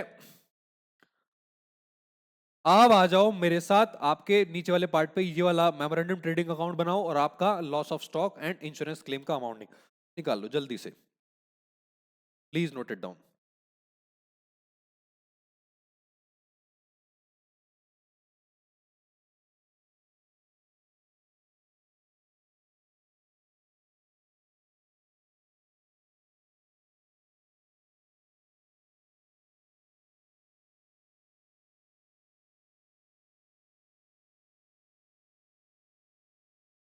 हाँ जी, आई होप आपने जो है इसको नोट कर लिया है। तो डियर यहां पे आपके दो कैलकुलेशन खत्म होती हैं। दूसरी कैलकुलेशन में तो साल्वेज स्टॉक माइनस करना था। सर क्या आप तीसरी कैलकुलेशन भी बताओगे? यस, मेरे साथ जल्दी से आपका लिखो आपकी तीसरी कैलकुलेशन डियर। अरे वो कहां चला गया? हाँ, तीसरी कैलकुलेशन लिखो मेरे साथ आपका, नीचे आ जाओ। कैलकुलेशन नंबर आपकी 3, ठीक है, calculation number 3, calculation of amount of claim, ठीक है, यानी कि स्टेप नंबर 3 हम आप निकालना सीखेंगे। सर कितना टाइम लगेगा? 5 मिनट 10 मिनट मैक्सिमम, जो भी एक्सप्लेनेशन में टाइम लगे। आ जाओ। Calculation of amount of claim, calculation of amount of claim, claim का अमाउंट आपको निकालना सीखना है, ठीक है। कैसे निकालते हैं देखो, आ जाओ आ जाओ। पहला केस डियर, पहला केस, केस 1, दो ही केस है। मान लो आपको क्वेश्चन में दिया हुआ है आपका जो क्लोजिंग स्टॉक है on the date of fire, मान लेते हैं ये आपका 2 लाख रुपए आपको गिवन है और आपको इंश्योरेंस पॉलिसी का अमाउंट दे रखा है। इंश्योरेंस पॉलिसी, ये अमाउंट आपको गिवन है मान लो 3 लाख रुपए का। अभी तक आपने जो भी क्वेश्चन किया उसमें इंश्योरेंस पॉलिसी का अमाउंट गिवन नहीं रहता था, अब आपको डियर दिया रहेगा। तो आपको कैलकुलेशन कैसे करनी है वो बता रहा हूं। पहले आपको चेक करना है कि जो क्लोजिंग स्टॉक है वो इंश्योरेंस पॉलिसी के अमाउंट से ज्यादा है या कम है। मुझे बताओ पॉलिसी का अमाउंट ज्यादा है कि कम है? सर पॉलिसी का अमाउंट तो ज्यादा है। तो पहला केस है डियर, जब आपका पॉलिसी का जो अमाउंट होता है वो ज्यादा होता है आपके क्लोजिंग स्टॉक से, इस केस में माना जाता है फुल इंश्योरेंस। सर क्या मतलब? अरे सिंपल है ना भाई, आपका स्टॉक कितना जल के बर्बाद हुआ? 2 लाख रुपए का। आपने इंश्योरेंस कितने का करा रखा था? 3 लाख रुपए का। अरे आपका स्टॉक बर्बाद हुआ 2 लाख का, इंश्योरेंस ले रखा था 3 लाख का। तो आपने पूरा स्टॉक जो है आपका वहां पे इंश्योर्ड था। इसका मतलब होता है स्टॉक इज फुली इंश्योर्ड। पूरा इंश्योरेंस आपने ले रखा है। तो डियर इस केस में आपको क्या करना होता है, आपको क्या करना होता है, देखो अमाउंट ऑफ क्लेम कैसे निकलेगा। Stock on the date of fire, आप क्या करते हो, इसमें से साल्वेज वैल्यू माइनस करते हो। On the date of fire. आपका स्टॉक कितना था, मान लो 2 लाख, और मान लेते हैं कि आपने इसमें से 50,000 का माल बेच दिया, minus salvage value of stock. आपने 50,000 के गुड्स यहां पे बेच दिए, तो आपका एक्चुअल लॉस कितना हुआ? Actual loss of stock. Sir हमारा एक्चुअल लॉस हुआ आपका 1.5 लाख रुपए का, ठीक है, 1.5 लाख का। अब डियर, इसको आपको कंपेयर करना है आपके अमाउंट ऑफ पॉलिसी से। ये तभी कंपेयर करना है जब आपके पॉलिसी का अमाउंट ज्यादा होगा आपके क्लोजिंग स्टॉक से। ये बात आपको ध्यान रखनी है, मैं अभी क्वेश्चन में एग्जांपल के जरिए आपको बताऊंगा, ठीक है। बट यहां पे लिखो मेरे साथ, आपका amount of policy, amount of policy, थोड़ा ठीक से लिख देता हूं। अमाउंट ऑफ पॉलिसी, कितने की पॉलिसी है आपकी? 3 लाख रुपए की। इन दोनों में से डियर कंपेयर करके ये देखो, इन दोनों में से लोअर अमाउंट कौन सा है। मैं गायब हो रहा हूं यहां पे, ठीक है। ये चेक करो, इनमें से लोअर अमाउंट कौन सा है, वही आपका अमाउंट ऑफ क्लेम आपको दिया जाएगा। तो यहां पे जो अमाउंट ऑफ क्लेम निकल के आएगा, दैट विल बी दोनों में से जो कम होगा, यानी कि 1.5 लाख रुपए, ठीक। आपको भाई सिंपल सी बात है, देखो आपका माल कितना बर्बाद हुआ सर? 2 लाख, उसमें से बेच कितना दिया? 50,000। तो ये तो पैसा आपको मिल गया ना, 50,000। तो एक्चुअल लॉस कितना हुआ आपका? 1.5 लाख रुपए का। आपने इंश्योरेंस कितने का कराया था? 3 लाख रुपए का। तो क्या इंश्योरेंस कंपनी 1.5 लाख के लॉस के बदले आपको 3 लाख देगी? नहीं। जितना यहां पे लॉस हुआ है डियर, आपके लॉस के बराबर आपको क्लेम दे दिया जाएगा। तो यहां पे आपको ये बात ध्यान रखनी है, amount of claim will be the आपका amount of loss is equal to amount of loss in case of full insurance, ठीक है। फुल इंश्योरेंस के केस में जो अगर आपका लॉस है वो आपका ज्यादा है, सॉरी कम है as compare to amount of policy, तो आपको लॉस के बराबर का अमाउंट यहां पे पे कर दिया जाएगा, ठीक है। इसको वीडियो पॉज करके एक बार प्लीज नोट करो, फिर मैं आपको एक और एग्जांपल देता हूं और फिर हम आपके जो है पॉइंट्स यहां पे खत्म करेंगे। प्लीज नोट इट डाउन जल्दी से वीडियो पॉज करके।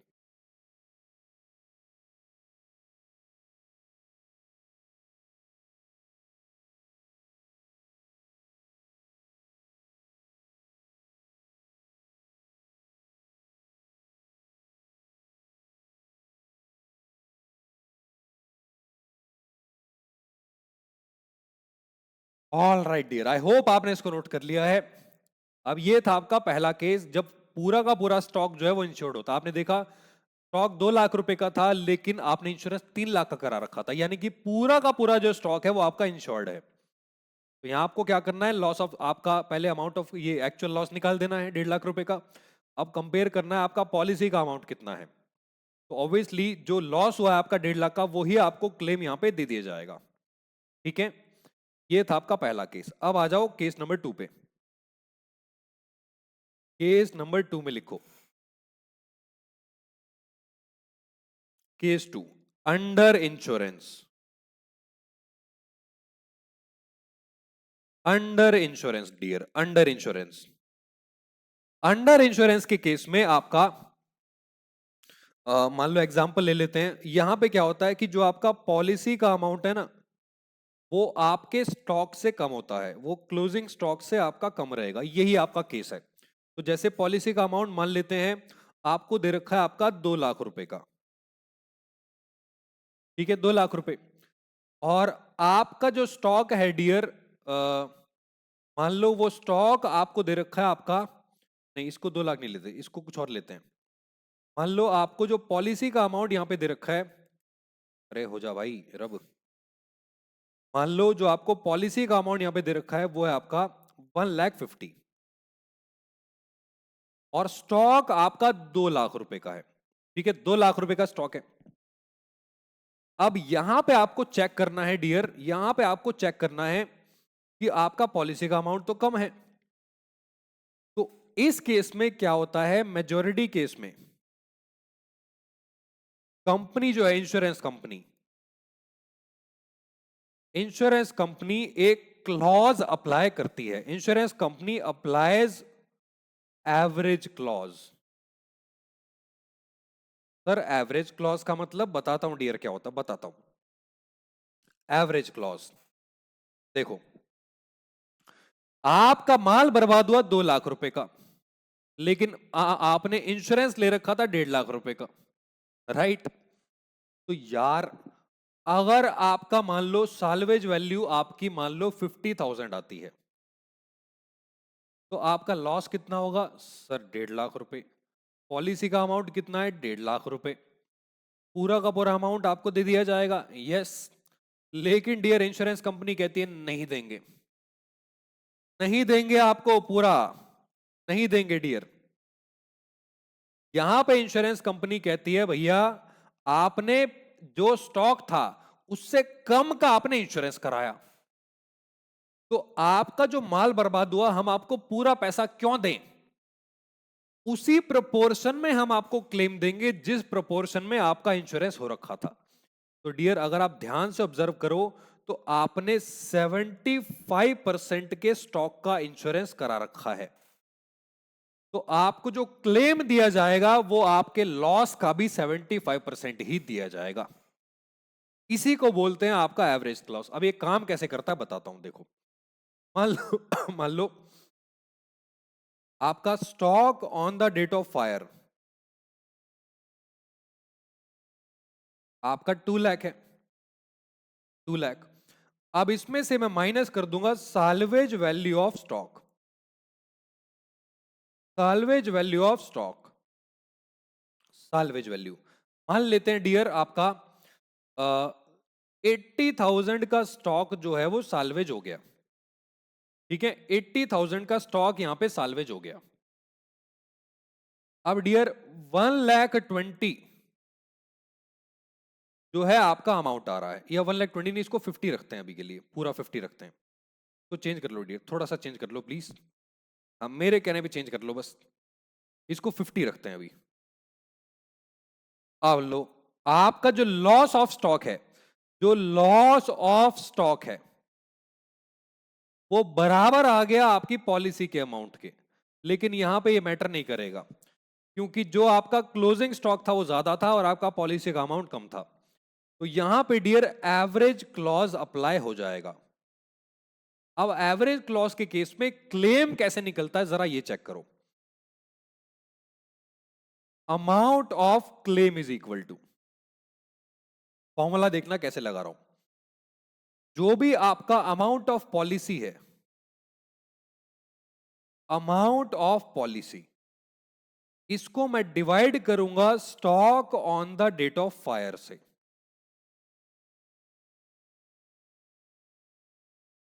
और मल्टीप्लाई कर दूंगा एक्चुअल लॉस ऑफ स्टॉक से।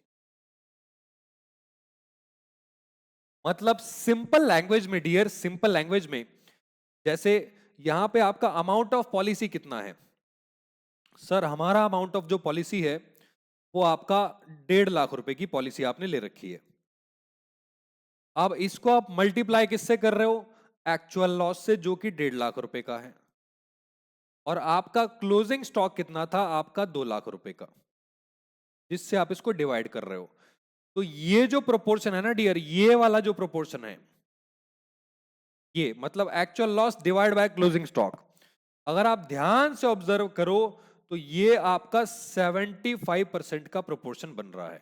भाई 2 लाख के स्टॉक में से 1.5 लाख रुपए का जो लॉस हुआ वो 75% का लॉस था। अरे कहां चला गया? 75% का लॉस था। तो आपको जो क्लेम दिया जाएगा वो भी क्लोजिंग, वो भी लॉस ऑफ स्टॉक का 75% ही दिया जाएगा, ठीक है? तो यहां पे डियर मुझे निकाल के बताओ कितना आ रहा है आपके 1.5 लाख रुपए into 1.5 lakh divide by 2 lakh,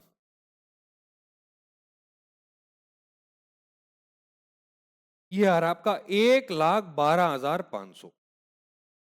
तो अगर आप ध्यान से देखो डियर, इस 1.5 लाख रुपए का अगर आप 75% निकाल दो तो वो 75% ही 1,12,500 यहां पे आ रहा है, ठीक है? इसी को बोलते हैं आपका एवरेज क्लॉज, एवरेज क्लॉज। ठीक है, अब एक काम करो, इसको आप नोट डाउन करो। इसकी क्लैरिटी के लिए दो छोटे छोटे कॉन्सेप्ट बेस्ड क्वेश्चन है, एक एक मिनट लगेगा उनको करने में। वो क्वेश्चन करेंगे और आपकी क्लास को ओवर करेंगे। ठीक है, एक बार वीडियो पॉज करो, इसको आप नोट डाउन कर लो, फिर मैं आपको लेके चलता हूं आपके कॉन्सेप्ट बेस्ड क्वेश्चन पे।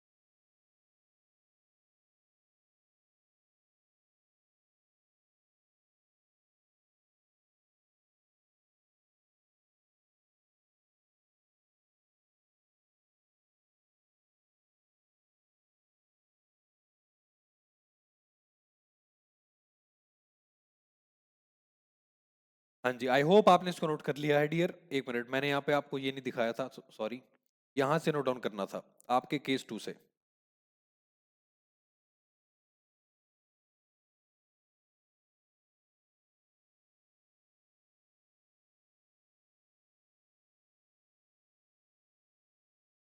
All right dear, I hope आपने इसको नोट कर लिया है।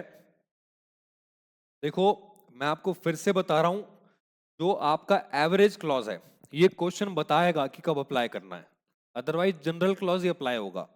अगर एवरेज क्लॉज नहीं दिया तो अगेन आप कंपेयर करोगे, किसको कंपेयर करोगे? आपके लॉस ऑफ स्टॉक को और आपके पॉलिसी के अमाउंट से। तो अगर मान लो लॉस आ रहा है 1,40,000 और पॉलिसी का अमाउंट है मान लो 1,50,000, तो ऑब्वियसली आपका जो क्लेम आएगा 1,40,000 पे दिया जाएगा।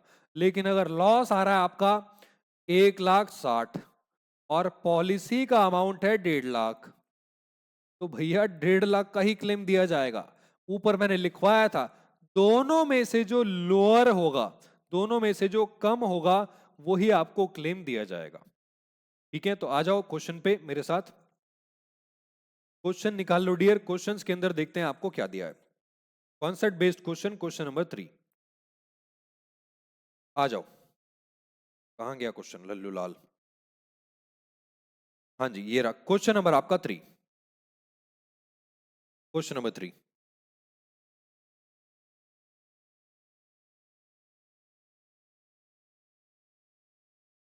Given below is the information of a trader. आपको क्वेश्चन में दिया है डियर आपका, given below is the information of a trader whose godown caught fire. उसके बेचारे के गोडाउन में आग लग गई, तो आपको दिया है stock available on the rate of fire 10,00,000। ठीक है, साल्वेज वैल्यू ऑफ स्टॉक आपका माइनस कर दो साल्वेज वैल्यू 1,00,000, तो 9,00,000 रुपए का आपका जो है लॉस ऑफ स्टॉक आ गया। Amount of policy 8,00,000।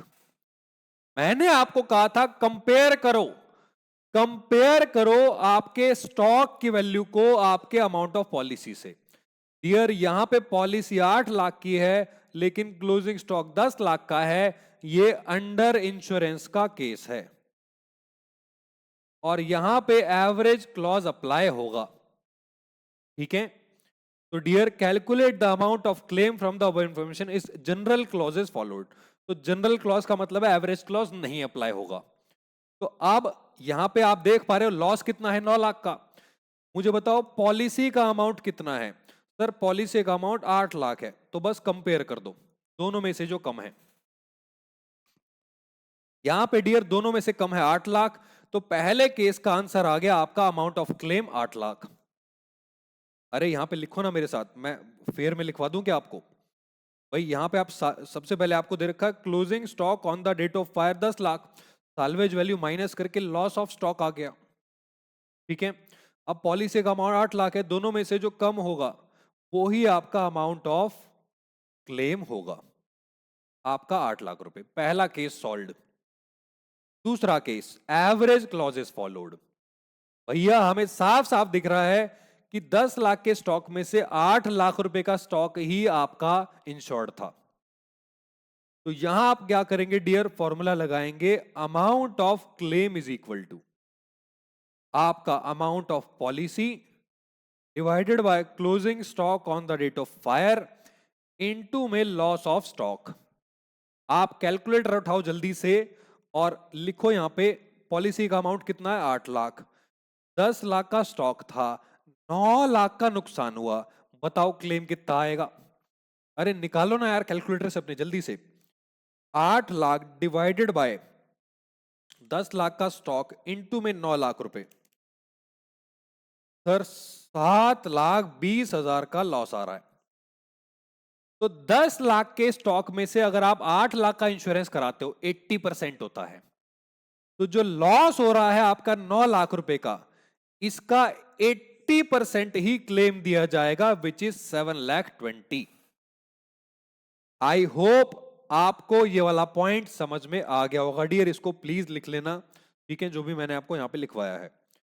अब जरा क्वेश्चन नंबर 4 एक बार देख लेते हैं। क्वेश्चन नंबर 4, क्वेश्चन नंबर 4 में आपको गिवन है stock available on the date of fire 10 lakh, salvage value of stock आपका 1 लाख, ठीक है, amount of policy taken 11 lakh. भैया जो पॉलिसी का अमाउंट है वो ज्यादा है एज कंपेयर टू आपका स्टॉक। तो यहां पे पहला केस कह रहा है जनरल क्लॉज। अब अगेन 10 लाख के स्टॉक में से आप साल्वेज वैल्यू माइनस करोगे 1 लाख की, तो आपका जो लॉस आएगा डियर वो 9 लाख रुपए आएगा, ठीक है।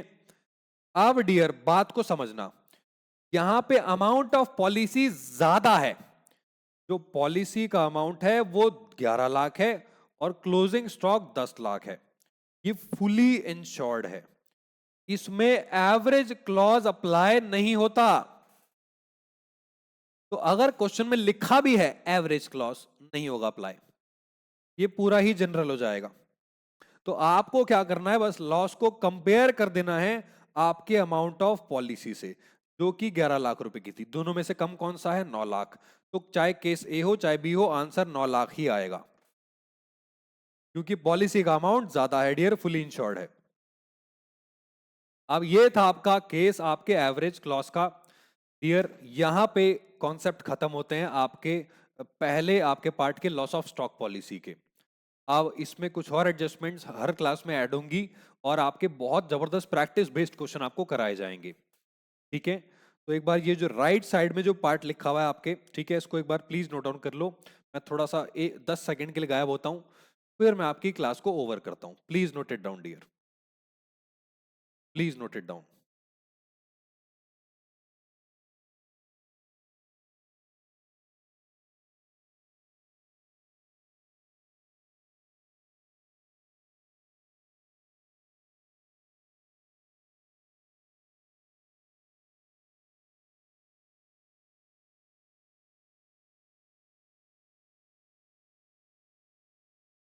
All right dear, I hope आपने इसको नोट कर लिया है। तो ये था आपका पहला सेशन आपके इंश्योरेंस क्लेम का। आई होप आपको सारे कॉन्सेप्ट जो क्लियर हो गए होंगे। डाउट हो तो आप मुझे व्हाट्सएप कर देना आपके डाउट। वहां पे डाउट टाइम मेरा जो है 6 से 7 रहता है डियर, 6 to 7 PM। तो वहां पे आप अपने डाउट जो है मुझे भेज सकते हैं व्हाट्सएप पे, ऑडियो के थ्रू, कॉल भी कर सकते हैं। बाकी ऑडियो पे भेज दोगे तो बेटर रहेगा, वहीं पे आपके डाउट सॉल्व हो जाते हैं, ठीक है। तो यहाँ पे पहले सेशन को मैं ओवर करता हूँ, मिलूंगा आपसे डियर अगले सेशन में, और अगले सेशन में मिलेंगे आपसे अगले टॉपिक को लेके। तब तक के लिए take care and bye bye.